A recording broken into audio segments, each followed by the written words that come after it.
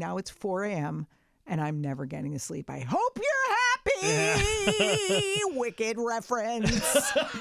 Oh, f*** you. And we're here.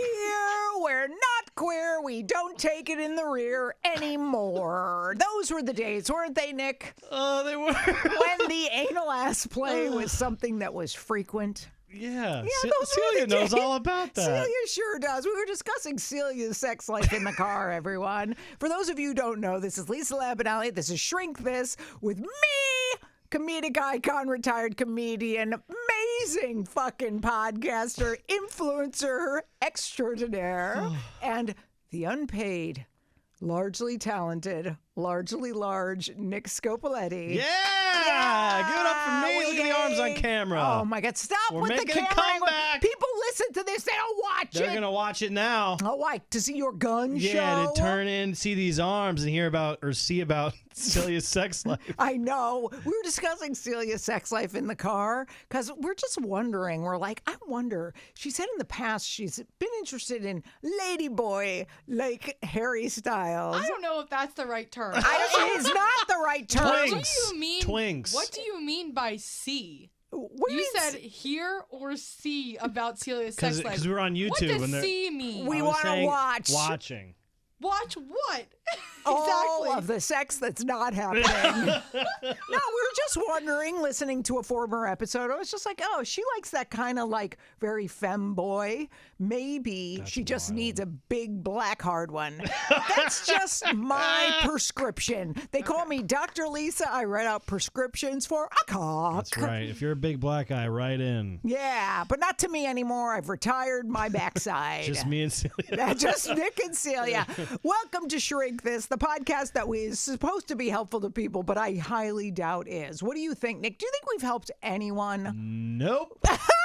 All right, so moving on. Yeah. You know what we're going to talk about today, Celia? I'm just trying to see if she's paying attention. I Which am. She's not. No, it's like, oh, I have to push my button. I have to push my... Who's a good girl? Who is a good girl? Give her a treat. Me. Now, we're going to talk about something. Listen, I don't like these babies. Why is everybody a big baby? What is with the complaining?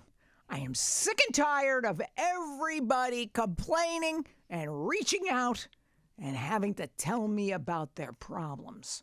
Not on this show. That's professional. They reach out, they ask the questions. But, Nick, do you have in normal life some of your friends and or family members that you just see that phone ring and you go, Jesus Christ, superstar? I'm going to have to now hear a litany of complaints. Yeah. No, because I've set pretty hard boundaries with my family, so no one fucking calls me for anything. Do which I they, love. did you like say the boundaries out loud? Like, hey, you know what? Don't call No, me. if I wouldn't even categorize it as complaining. Me and my two cousins have a group chat, and if we are complaining to each other, it's usually about one of our parents. Well, just two of our parents. My Aunt Rosemary is perfect, but She everyone else, is. I met Aunt she's the Rosemary. best. She's the my best. dad and my other one, who knows? They're But all wonky. So you basically taught them how to treat you. Where they For know sure. not to just call and vent. And because I think there's a fine line. I wanted to talk about the fine line between venting, complaining, and being a broken frickin' record. Because also, I always think ahead till 20 years from now. In 20 years, when I'm 80, let me think, 20, carry the two. 84. Thank you, Nick. 84. It's like, It's hard to add those round numbers. yeah. When I'm 84, suppose all my friends are dead. Because you know I'm very healthy. Because you've killed them. I'm going to, yes, I've done murder. I do murders. Maybe they'll be dead and or incapacitated or just busy. How about instead I do a little experiment with myself that I don't have to reach out and complain as much or vent as much and learn how to self-soothe. This doesn't mean isolating. It doesn't mean being a martyr. It doesn't mean keeping it all in and then exploding at the lady in the post office line who's getting her passport done. I know that sounds specific, but it's from a specific thing. Yes, there was a snap, and yes, it might have And been you me, killed her. maybe not. Yes, it was. But I think there's that really fine line between going, you know what? maybe I should see if I should handle a lot of things on my own, self-soothe in proper ways that aren't about, I'm going to binge a huge amount of shows or binge food or binge get blackout drunk like Celia. Just do the right thing and not buy Ganny in bulk because I think it's going to help my self-esteem and not have solved any of my inner trauma. You know who's Don't never push done that the right button. thing is Celia. It's good to have a millennial producer or whatever the fuck she is. Millennial? Gen Z. Whatever you are. I'm millennial. How old do No I one look? Hey! cares. Watch your fucking mouth. Yeah, listen to your elders, bitch. Yeah. Our poor producer Celia, I keep misgendering her as millennial. Okay, sorry. So No, now I'm a boy. I don't know. You Well, look at the shirt. I know. I know. Now just I'm go a rugby Enjoy your practice. rugby match, Yeah. you lazy. Yeah. Okay, so how I feel is sometimes you've got to self-soothe and go, what's an actual emergency? So I wanted to talk about self-soothing versus making a true SOS call. Like, Nick, have you ever been the guy who truly had an SOS? Like, really something was really wrong and you had to either talk about something or handle something? I would say primarily when I was younger, yes. I would definitely reach out to friends primarily because family was pretty unreliable. Yeah. About stuff. Now, on occasion, I will. I'll reach out. It's funny. We could talk about this separately, but yeah, I'll reach out to friends. Usually through text. It's never really a call, and I find myself I hate. Even they're good friends. I've known them for a while. I always view myself as even when I do that. Is it doo-doo? I view myself as a burden. Yeah, which also I is hate that. unhealthy because good. I remember getting a text from you a few weeks ago and you were like, hey, man. And I'm like, oh, boy, I love a hey, man text because the rescuer in me really loves to help. Right. And, dude, I almost called you because such and such was bothering me. And I was like, why didn't he call? I love that. And I, on the receiving end, didn't feel it was a burden because you do it so rarely that I would have been thrilled for you to call me and then we could talk crap about whoever was giving you a hard time. Exactly. So I think the burden, I don't think you'll ever fall into the category of the guy who over reaches out, who over relies on other people. You almost just kind of have to do it a little and get comfortable with asking for help sometimes. Yeah. But then there's those other people, those energy sucks, who literally, I'm like, okay, and this is how I recognize it. I hate to say it. It's so embarrassing because I used to totally be that. I remember, and this is just awful. If I could apologize, I would, but we don't speak anymore. I had a friend for 35 years, and for much of that, she had a disability. So she really didn't leave the house much. And she was like a bestie where you would just talk about everything and just vent and complain and, problem solve, whatever. And this is horrible to say. I'm already canceled, so this will cancel me further. I was like, honestly, she's disabled. What else has she got to do? I would never think it conscious. Don't laugh, Celia. I'm trying to tell you about something that was painful. So yeah, she has to laugh at the pain. Yeah. I know. I get it emotional, unavailable. She had to do a snort laugh the whole 9 yards. She don't let it go. But you understand, I'm telling you, bad thinking. It was I was like, oh, yeah, so-and-so's pretty, she probably, one of her main sources of self-esteem is that she can help me or help others because she was a helper, rescuer type also. And I'd be like, well, where's she going? She ain't going out to run. She's not climbing a mountain. Come on, please. So, and you all are laughing, but you all are mean and you don't like disabled people. So Correct. sadly, I remember the day, I don't know how it dawned on me. I think she got, for the first time in 30 years, she got annoyed with me. She was very calm. She was a really soothing person. But man, I think I was venting about something that was so fucking white girl entitled problem. I think it was something like a producer wasn't calling me back.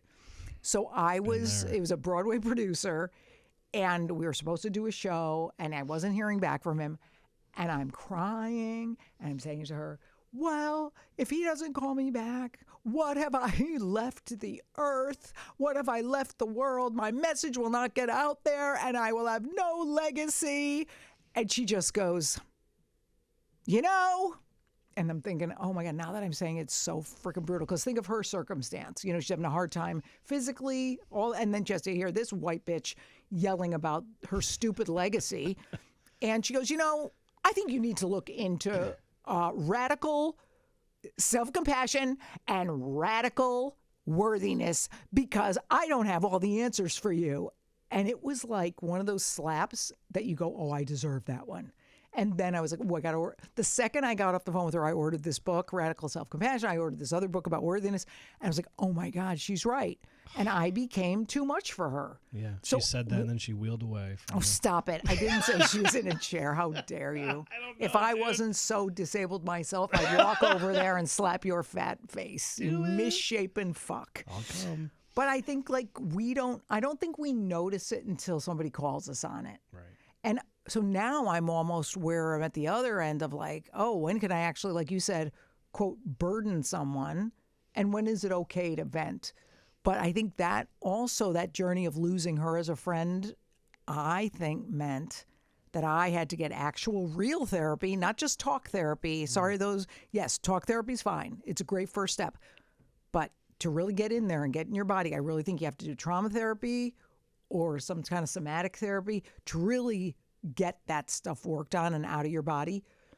And I'm like, oh, through our therapist, Brad, I won't mention last names, but we'll link them in the show notes, which we won't because we don't have show notes because our producer, Celia, is too busy buying hair clips. You don't know. No, You're looks like telling me to break. Looks like you're jerking off two guys. Yeah, you're jerking off two guys at the same time. She's telling us to break. No one tells me to break. Guess who tells me how to break? Me. No, but I think the whole point being, once you get some somatic therapy, once you get some trauma therapy, you realize, oh, there's self-soothing of my own nervous system that I can do. And then it will truly be an SOS call if that's what's needed.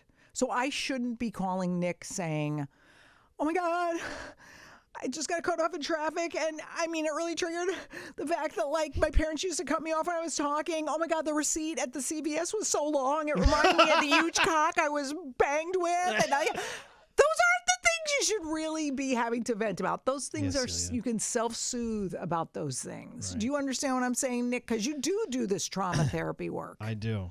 Also, I'm an only child, so self-soothing is pretty comes naturally. Comes pretty naturally. Right. I mean, still, I'm 37 years old, and like I'll reach out to friends who I've had for forever, and about something. I'm like, I'm sorry, I'm bothering you with this, and they're like, dude, we've been friends for 20 years. And I'm like, yeah, I know. And also, aren't we at the point with friends that they would say, hey, I'm busy right now. Can I call you later or tomorrow? Yeah. So meaning if somebody's picking up the phone, I don't think we're bothering them. No. I think there's just the two shit. extremes. The one I went to with my former friend, which I truly regret. And then the extreme one might be at now where like, oh my God, I'm burdening people. There's that fine line in between of like, wait, I've tried for 24 hours to really work on this myself. I try to do the, nervous system regulation. I've tried all the somatic exercises, but it's something I just have to talk about. Yeah, I think also too, I know this is just my process, but in the moment when it's happening, I don't really reach out or do anything. I just replay it in my head, and I have to like kind of wrap my head around what is even happening or why I'm feeling this. Then like 2 days later, if I'm still feeling it, then I'll reach out to someone, and I'll have more of like a coherent, like I say a coherent argument, but like it makes more sense. Versus if I'm so heightened, it's just not going to come out good, and I'm going to have all the negative thoughts and all these bad things, and it's like, then you work through and you go, well, actually, it's probably this. Right, and it's more calm and coherent. And also, we don't want to become the boy who cries wolf all the time. We don't want to ever have somebody see our name come up on the phone like, oh boy, here we go. And I looked up, honestly, because I wanted to talk to some girls I coach. They don't feel entitled to complain. Every one of these girls in this group, it's like a little group coaching group, they will have something legitimately wrong. They'll be like, I didn't get that part, but it's fine. So I feel like there are benefits to complaining, and I looked it up, but it has to be limited time. It has to be short. It has to be, okay, maybe even literally timed. Because it is a nice emotional release. I have a list. Look at this. I'm prepared. Yeah. Because if you complain just a little, you have an emotional release so you're not pushing it down like that beach ball. Because no matter how much you push down the beach ball, it's going to pop right the fuck back up. Right. So the emotional release, problem solving could occur. If you're calling a friend and you're like, what do you think, man? And you bitch and moan, they can give you feedback if asked for it. You can also get support. I mean, there's nothing wrong with support. It's just we have to know when we're piling too much on somebody else, which I clearly was doing to this former friend of mine. Right. And also it could, in mild doses, motivate us to change whatever we're complaining about. You know, like it's that thing of like, you know, I eat at this restaurant once a week in Connecticut on the water, and it's always cold. Like fucking always. Even in the, I mean, it's either the air conditioning's too high or in the winter the heat isn't high enough. And I'm like, I could ask them to change it. I could be a straight up cunt and be like, how dare you? I come here, I'm a regular. Don't you know who I am? Bring a fucking sweater. How about I bring a sweater? How about that? So yeah, I do now. How dare you call me on my shit? Better. No, so the complaining about, oh my God, I was so cold at the restaurant. You go, bring a shawl. You know what you do? Nick, you know what you do? You bring a nice pashmina. Oh my God. You drape it around yourself. They sell them on the street corners. Yeah. Then you're not the complaining old Jew. Always stuff Jew in there because of our friend Andrew Ginsberg. Shout out to Andrew Ginsberg, who does so much work for this podcast. We love you, Andrew. We do. But honestly, you're going to think me corny for quoting someone, but I don't care. Because listen to this statement and tell me where I'm wrong. This is brilliant. This is from an activist very famous named Bell Hooks, which I'm sure neither one of you have heard about because you're racist and you don't like to be active at all. And no fist bump on that. But she said, think about this, man, because really this could apply even if you have a husband or a wife or a partner. Their job isn't to just constantly be available to you and constantly hear you rattle on about the same thing. So I think we have to take responsibility. And Bell Hooks said, what you're dying for someone else to give you, you need to figure out how to give it to yourself. So masturbation, Nick, that comes to mind when I think of you. Yeah. You can't always want to stick it in. You sometimes have to give it to yourself. Yep. The self-soothing. You can't always look to the partner to solve it for you. You have to go internal and do it yourself. Does this make sense to you, Nick Scopoletti? And are you able to do that and stop being such a lightweight pussy? Yes. I sit on my thumb sometimes to make myself orgasm. Stop it. Is that what you're talking about? No, but don't you agree? Don't you agree? Yeah. No, you have to have some form of regulation, whatever it is, before you start bringing. It's like one of my old bosses used to say, like, don't bring like dead birds to my door. You know how like a cat will bring. Oh my God, that's awesome. Like a cat brings dead birds to the door. It's like don't bring me dead birds. Like it's true. You know what I mean? Yeah. Learn how to deal with it yourself in some aspect, and then come to me and we can have a normal, rational conversation. Right. That would be nice. Bring like a dead animal. I feel like a lot of dead birds don't add up. Right. By the way, I had to clean up my own dead bird the other day in the yard. Oh. It was laying there, and I give it a little kick, you know? Because I'm like, oh, please, God, let it actually be dead. Because can you imagine? I start to pick it up, it flaps, it beaks me, it get a peck right there. I don't need it. This help from this bird, and I had to get a big, like an industrial garbage bag, so I can't feel, God forbid, the feather through the bird, through the plastic. So I get it myself, I put it in the garbage, and I was so proud of myself because honestly, I'm not kidding. A year and a half ago, I would have been like, I need to call someone to get this out. I need to call a man to help me. I need Luis to come over with his shovel. Luis, papi chulo coño, papi chulo de nalga. Ooh. Come over and get my dead bird, which sounds like I'm propositioning him because at this point, my thing is a dead bird.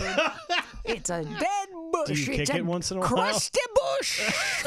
Dusty cunt. But no. So I think that's a good metaphor. I can't believe we're actually melding today, your dead bird thing and mine, because like I handled it myself. Sometimes there's a pride and a real, I don't know, it's almost gleefully like, oh my God, look what I did. I actually killed. Oh, sorry. Sorry, Freudian slip. Just kill the puppies. I murdered a bird. No, I got this done myself. If it was a raccoon, that's when you call in the SOS. So in other words, I think we have to, with our emotional issues and with these things that happen day to day that bother us, maybe figure out if it's just a little dead bird and you can handle it, self-soothe. Do what you have to do without hurting yourself. If it's a fucking big, dumb, poisonous, ravenous, rabies-ridden raccoon named Celia, you call in By the rabies, reinforcement. you mean herpes. Is Yeah, that what you're that's talking true. That's true. Celia fist bump him on. He's not going to let it go. Just do it. Yeah, I love fist you. bump I'm and kidding. herpes. So when we come back, about? Wow. we are going to talk. We're going to get some letters from people who are confused as to the line to draw between self-soothing. And by the way, if you need self-soothing techniques, go to our show notes. Celia is going to compile a list of exercises that you can do to make yourself less of a burden to your friend and more palatable. As I'm saying this, I'm going, she's not going to do any of that. You know why? She's what we call lazy and focused on herself. So what we're going to do is Kegel exercises will be in the show notes. Did you say they Kegels? Oh, Kegels. I'm doing them right now. No, they're not in the show notes. Look them up yourself. These are things everyone can do. There's so many journaling tools. There's so many different kind of tools that you can use to regulate yourself before you become a burden. And just so you know, I don't feel in this studio any of us is a burden except on who? The listeners. That's right. Yes. So now we have some letters from people because, Nick, we want to be able to be there for our people and not drain them dry when it comes to SOS calls and situations where we need to reach out. We don't want to view ourselves as a burden, but we also don't want to be an isolated island. So let's hear from some listeners, readers / viewers who have this problem. Go! All right. You ready, Celia? Oh, Jesus Christ. I'm ready. Yeah. See, this is what, wait, let us go. Wait, 1 second. I love her. Is that But? right? I think, my nurse today. No, I'm just kidding. What did I do? Here's the question. what did I do? Why don't you just leave the mic on? Because what if I accidentally chew Fart. my... Do you have any self-control? Yes. Correct. Look at me. You're an adult. I very much value you. I have my fingers crossed behind my back. No, I think you are a pro. I don't think you're going to fart. I don't think you're going to cough. No. I don't think you're going to sneeze. But what if it picks up me chewing my gum or something? Maybe you know? don't chew gum on the fucking air. I gave up gum August 4th, 2022 and haven't chewed a piece of gum Why? since. So I didn't look She's like a an fucking AA for horse the way gum. you do. Okay? Yeah. But I don't chew it really with my mouth open. So maybe it would be great for you to put it. Ew, now it's under a desk. Good. No, it's in the trash. It's under Elvis's No, desk. it's not. No, it is not. That's it fucked is up, not. dude. Oh my God, she just stuck it to Elvis's picture. Ew, why'd you Oh put my it on the God. microphone? Why did you put it on Wow. Max's picture? Yeah. You're dead and fired. No, but keep your little dumb mic on in case I ask you something. But don't view it as something on. where I want you to just jump in. Because you know what never. you are? You're big on the limited dose. I'm already too scared. A small dose Okay. of Celia goes a long way. This is true. And that is Speak why when I'm single. Shuddy. Speak when you're spoken to. Or my it, biggest problem. Shuddy. Okay, turn it off. I was wrong. You know, All we love you. right. But I forget what we were saying. But Letters. yeah. Oh, yeah. That's it. Let's help people. Dear Lisa, I'm a paralegal at a law firm, and one of the partners ripped me apart last week. Ooh. And called her vagina. Sexy. And called me weak and incompetent. Maybe she is. I went no, never mind.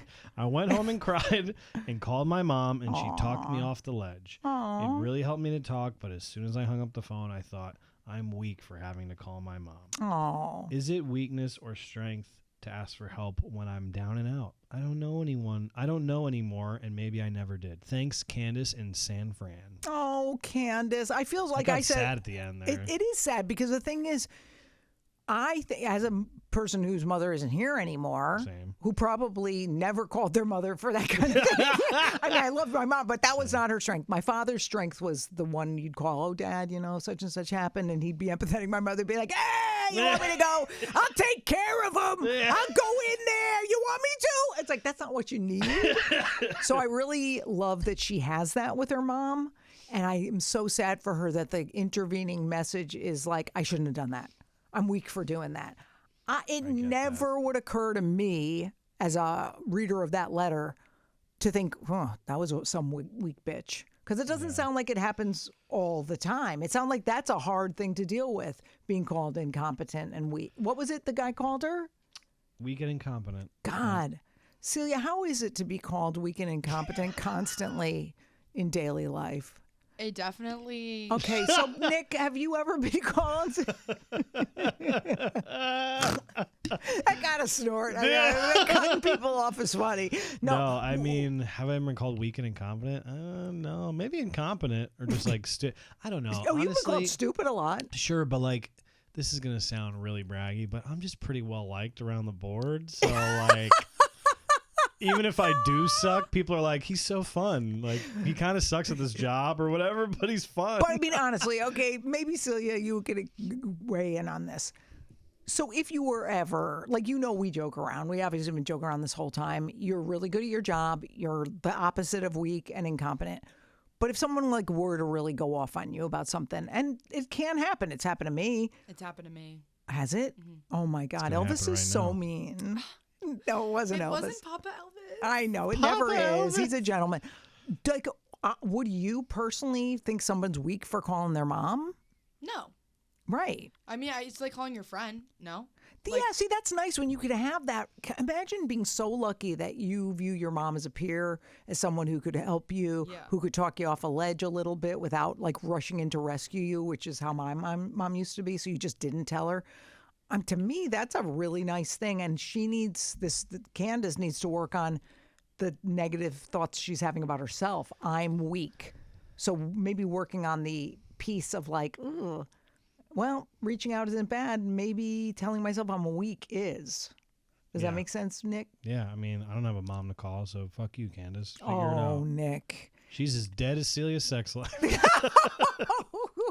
You know, I really hope that you are not speaking that into existence. No!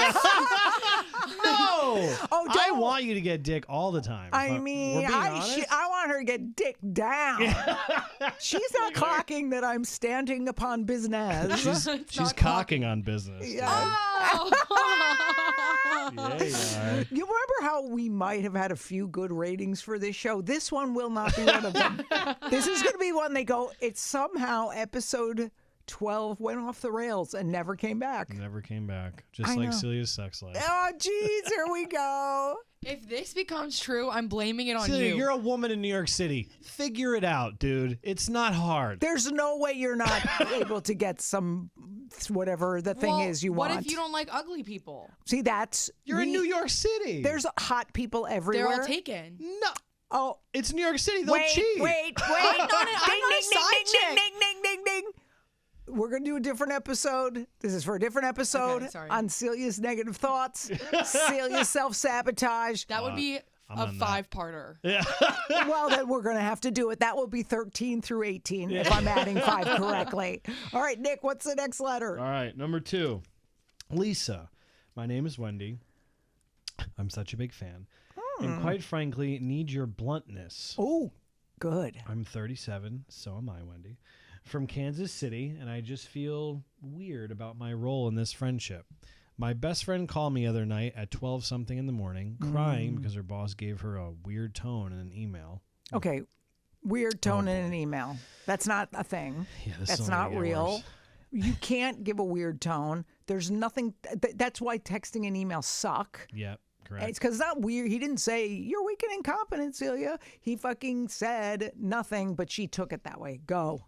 So weird tone in email, and of course I talked her off the ledge. Made tea through the phone. Told her that's she's cute. a badass queen. Oh, God. Blah blah blah. Boo. But now I'm wondering, am I her go-to because I'm helpful, or because I never say no? Ooh. And is it even healthy to be on call like I'm her emotional 911? Absolutely not. What is her name? Wendy, where are you from? Kansas City? Kansas City. KC, girl. Here's the problem with Midwesterners. They're so nice. And dumb. No, they're not dumb. My bad. Kansas City's a good city. I feel like the minute you start to tip over into feeling like you're the emotional constant 911, that's where you have to start putting up a boundary. Now, you know me. I don't believe in self-care, meaning facials and massages and candles. Yeah, all that stuff's nice, but it's not going to heal you. But one of the 4 basic tenets, and I'll go into the other 3 at a different time, of actual self-care for ourselves is boundaries, of just knowing how much we could take and communicating that. So I would say when her friend calms the fuck down, she say to her, you know what? I love being here for you. I love being that person you can call. I'd love to see if we could do it within normal business hours. I'd love whatever your boundary is, because those late nights and that yas queening is going to get, what did she say to her? Good girl or whatever? Yes. She's a badass queen. No one's believing that. By the way, that's not the way to support a friend. No. Nick, pretend you are, pretend you have a problem. It doesn't make you feel better to hear you're a badass queen. Go ahead. Like, okay, so what happened with the boss? I don't know. He just was like getting on me about my job and like saying. But was it just the tone of the email? Yeah, it was the email just seemed off. Like he usually does 3 exclamation points. And he did 1. Oh my God. Okay, so you know what? Maybe you're just reading a little into it. And while I'd love to tell you you're a badass queen, and me telling you that 500 times isn't going to make you feel it. No. So maybe you need to do some internal work to figure out that you are worthy and you do have things to offer. And again, maybe you're not a badass queen. Maybe you're just terrible. Just a fat ass queen. Yeah, that's true. Girl. So goodbye. And by the way, now it's 4 a.m. and I'm never getting to sleep. I hope you're happy. Wicked reference. So I think you really give them the good advice, the good, as they say, which is where you actually give them some actual feedback of like blowing smoke and telling somebody they're pretty or a badass queen. They're never going to believe it if they don't believe it within them. No matter how many times I tell you, you're not going to believe it. That's right. So tell her to move on, call others, have some boundaries, and stop being everybody's 911. Next! Yeah, fuck you, Wendy. Oh, all right. Is this one Wendy? Okay. This is Wendy. Yeah. I mix up our girls. This is Kimberly from Houston, Texas. Too many women. Maybe that's the problem. It's all blah, blah, blah, blah. Hormones. Blah, blah, blah, period. What do we have for lunch today? I Harry don't know. Styles. Okay, go ahead. Dear Lisa, whenever I'm upset about something, I usually save it for my therapist who I speak to every Tuesday. By the way, I'm going to interrupt you and say, that's what I do. Don't cut that out. I'm a human with biological needs. I'm going to burp too. I had something occur on a Sunday, and I said to myself, I could call a bunch of people and vent. 2 things happened on the same Sunday. Oh, and I was sick too. Oh, it was a week, wasn't it? And I said I could vent and I could be a big yenta and tell everybody, let me see what the shrink says on Wednesday. Because then you at least know it's on a calendar somewhere. And you could almost, it's not like you're not going to feel it, but at least you'll have some hope that it's going to get taken care of. So I think that's a good logic. So go on. The problem is when something comes up on a Tuesday night or a Wednesday, and it sucks because I'm forced to wait a full week to talk to her. Do you think that waiting can be good, or should I use that time to reach out to my friends and family? Okay, I love that. I did not see that coming. Okay, that is a quandary wrapped in a riddle, wrapped in a question. He's right. What is this fellow's name? Kimberly, he really needs to change his name. No. So I think what's great is I think that's the space for emotional growth. I think it's the thing where, like, you ever call a doctor's office, a normal doctor, not an ER or anything, and they go, if this is a true emergency, call 911. And like at that point, you're like, I guess my earache isn't a true emergency, so let me just leave a message. If it's a true emergency, if something happens on a Tuesday night after therapy or Wednesday morning, Yeah, if it's a super SOS, like, oh my God, I found out my mother's dying, my mother has cancer, not like that's the only thing you can call people for. I'm getting broken up with, my house was broken into. Yeah, maybe that's worth kind of calling somebody and venting or complaining or worrying about or problem solving. But if it's kind of just your run-of-the-mill emotional stuff, use that week and see how uncomfortable it is, because it is uncomfortable, to self-soothe, to regulate your own emotions, to see if you can handle it on your own. Maybe the answer for the therapist will be, hey, I tried for a week and I couldn't handle this on my own and I almost imploded. And then they can give you some clues of how to help yourself. But I think that, unfortunately, that time will be used really well working on this. Fuck yeah. You are less than helpful today. Do you have any input whatsoever? I just thought it'd be funny. You're just really good on the podcast sometimes, and then sometimes I'm like, why? Why is Lumpy Nick someone who's on the show? No, but you agree. You ever have that time where you gotta go?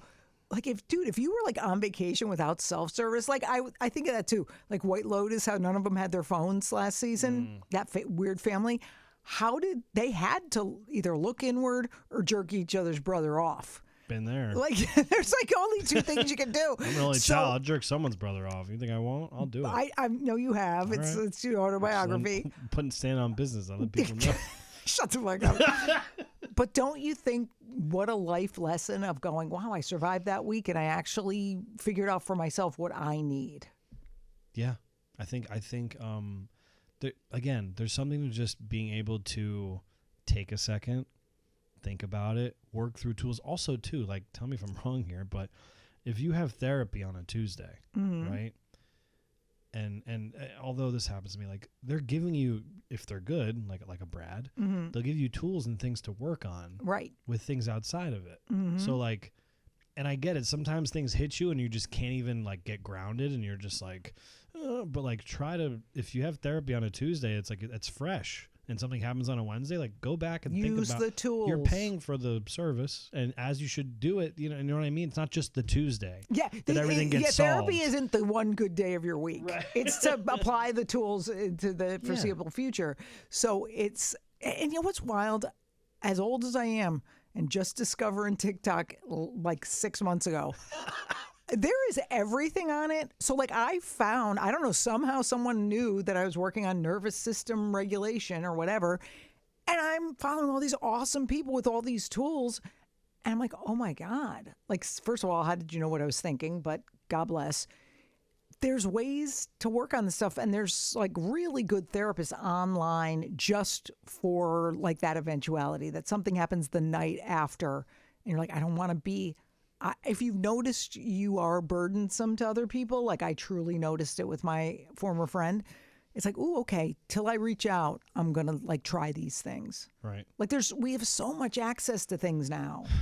Yeah. So I have an app sometimes I use that just helps with like, in the moment, if I'm just like, man, I'm feeling really needy today, or I'm feeling really lonely, or I'm feeling XYZ, and I just like, it's like an AI just type something in, and they're like, well, you can work on these 3 practices of things to say, mantras, and I'm like, all right, cool. Yeah, like there's so many tools out there.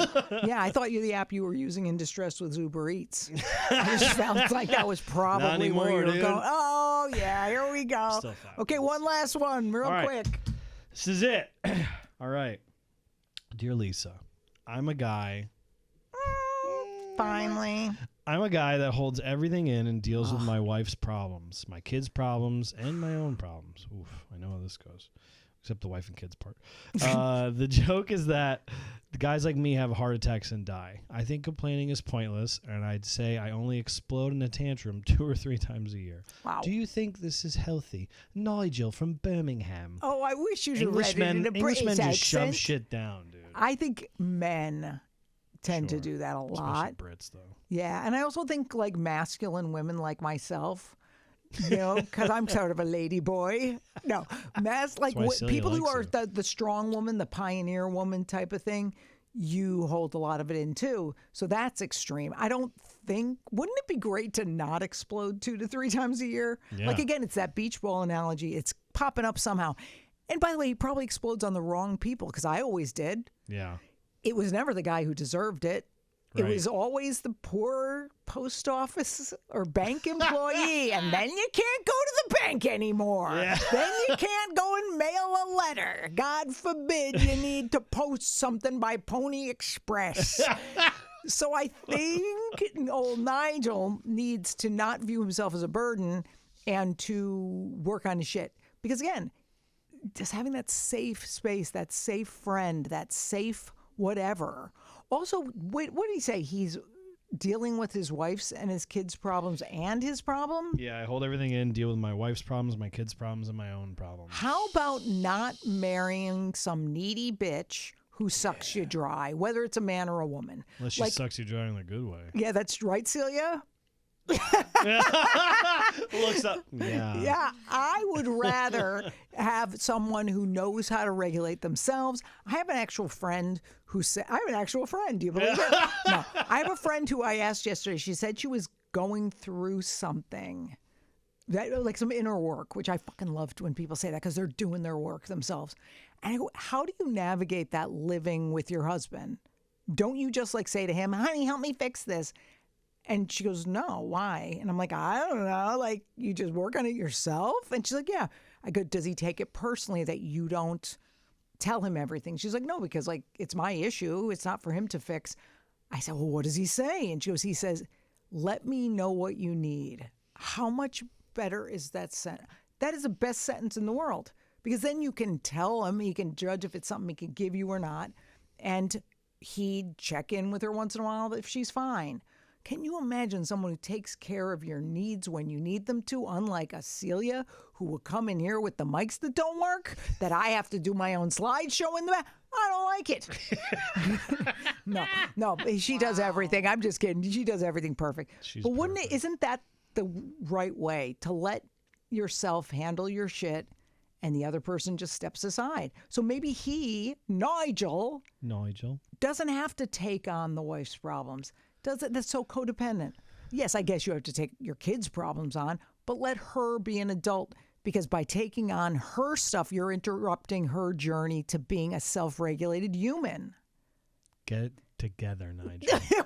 See, I say something real good, like a nice, like a little clip, liked it. a little the clip one or something, stupid- like one where they go, she's smart, she got book learnings, she has wisdom, and then Nick goes, fuck you, Nigel, you homo. You say something, I just go, yeah, do that. Are you British homo? But I think what I said was right, and I'm not complaining. Now, what about you, Nick? No, Nigel, you gotta figure it out, man. You can't. I got a buddy like that. He takes on people's problems. You gotta, okay. You gotta.